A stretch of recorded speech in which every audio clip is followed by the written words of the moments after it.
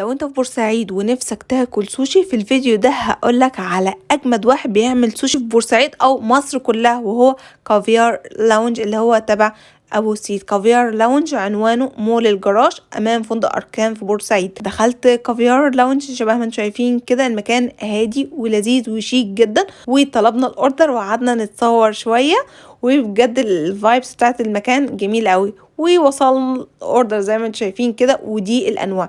الاوردر وصل بعد حوالي 35 دقيقة. عجبني ان الحاجة مش معمولة جاهزة وتسخين مايكرويف، لا خالص. فيلا بقى نجرب. اول نوع ده اسمه تنبورة نيجيري، شكله حلو جدا. ونحط بقى في الصويا صوص بتاعتهم كده ونقول بسم الله. خطير، حبيته قوي قوي، وبجد النوع ده اجربه تاني لما اروح اجرب سوشي. تاني نوع هنجربه في السوشي النهارده من عند برضو كافيار لاونج، اسمه هوسو سالمون. السلمون، قطعة السلمون شكلها كبير واخدة قطعة السوشي كلها. يلا بقى نقول بسم الله. خطيرة خطيرة، عجبني تاني نوع ده جدا جدا. لا النوع ده برضه اجربه تاني. ده بقى جزء الفرايد. في الفرايد جبت كذا نوع، هنجرب النوع ده اسمه كينج رول.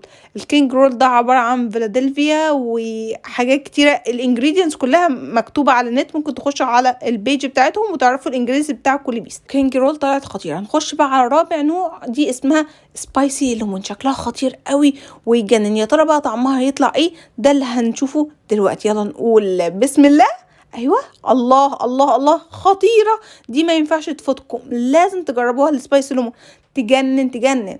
اخر نوع معانا النهارده او خامس نوع اللي هو الهوت اورا سالمون. الاسماء غريبه بس الانواع اللي انا اخترتها بجد بجد كانت تحفه جدا. وحقيقي لو هروح تاني كافيار لاونج هجرب نفس الانواع، وممكن ازود نوع او نوعين.